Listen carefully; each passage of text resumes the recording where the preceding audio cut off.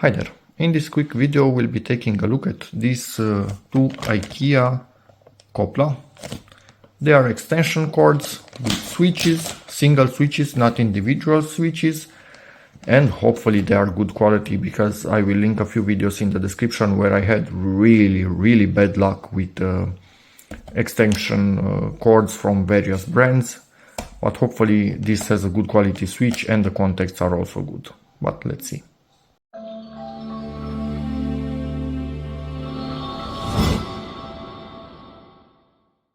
And it's out of the bag. Overall, the fit and finish, it's decent, not perfect, but decent. I've seen much worse. Shape of it overall doesn't really matter that much, but I like that it has these nice rounded corners. It's not too boxy, not too roundy. This is the maximum power, so 3680 watts at 230 volts AC.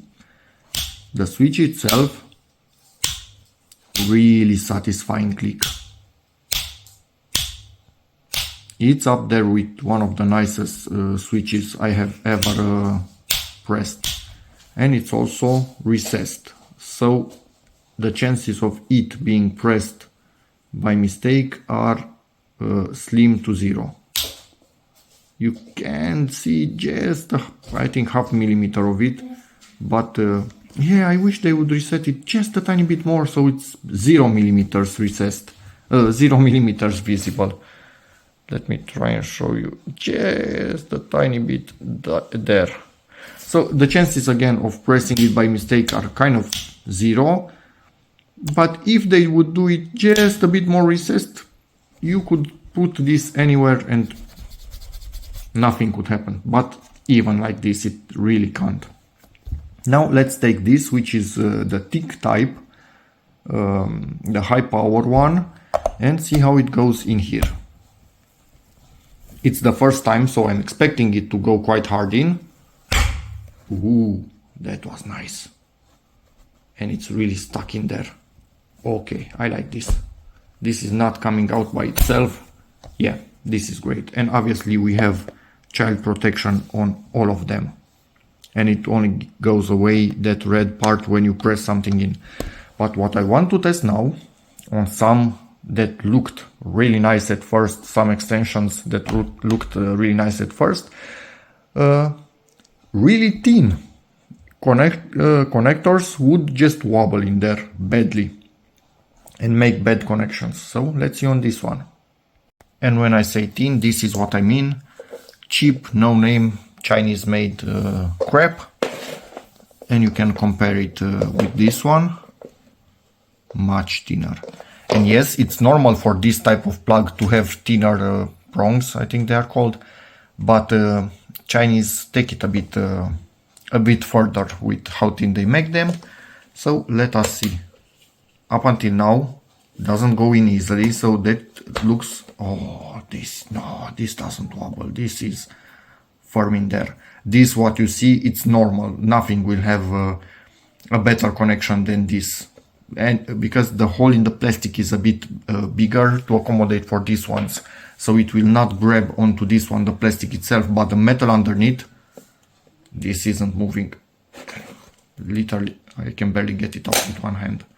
So now I'm going through the plastic first, and now we are at the metal contacts, and I literally need to wiggle it a little bit to get it in there.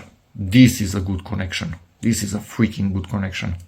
Okay, Ikea, for the price, I'm totally impressed. Okay, so it's plugged in.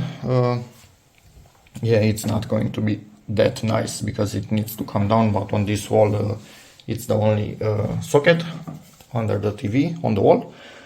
Let's see. Oh, I thought it might have some sort of light. Does not. Anyway, don't care because this will not be visible, as it's going under this desk right in there. And a video for these desks will be linked in the description. And as you can see, it fits perfectly in the channel from this child's Ikea desks. So that's perfect. And just some simple obvious information for extension cords. Do not connect after each other in sequence. Yes, obviously, because you will be overloading probably the first one. Do not cover when in use. To disconnect, pull the plug. Yes, so normally this, depending on the connection of your house, I don't think this is a double switch to cut both connections. Probably it will just cut one of them. So you might still have live in here. So if you really want to be sure that it's disconnected, fully disconnected. Use indoors in dry areas. Do not overload. Yep, makes sense. And discard it if damaged, obviously. So yeah, great. Plugged two power bricks for some Ikea lamps in it, and it's looking perfect. Let's slide it back in this rail. And it's looking great, and they took care that stuff will not actually touch the edge. They have enough clearance, so the this is taller than the edge of the metal, which is perfect. And I'm kind of shaking under this desk. And that's about it for the video. One of them is doing a perfect job under that desk, and with the second one I will be replacing a lower quality extension cord for a few, I don't know, lower power consumption devices in the house that need to be plugged in right next to the other. It's an amp, a TV and stuff like that. And something like this will grab onto those thinner connectors much better than the lower quality one that's in there at the moment. And the switch is much better, because I always hated that cheap feeling switch on the other one. Ugh. So yeah, for the price I don't think you can find anything better than these things, honestly. And yeah, ask me in the comments over the years how they stand the test of time, but from what I'm seeing, I recommend them. If you have any questions, feel free to ask in the comments, and as always, see you in the next video.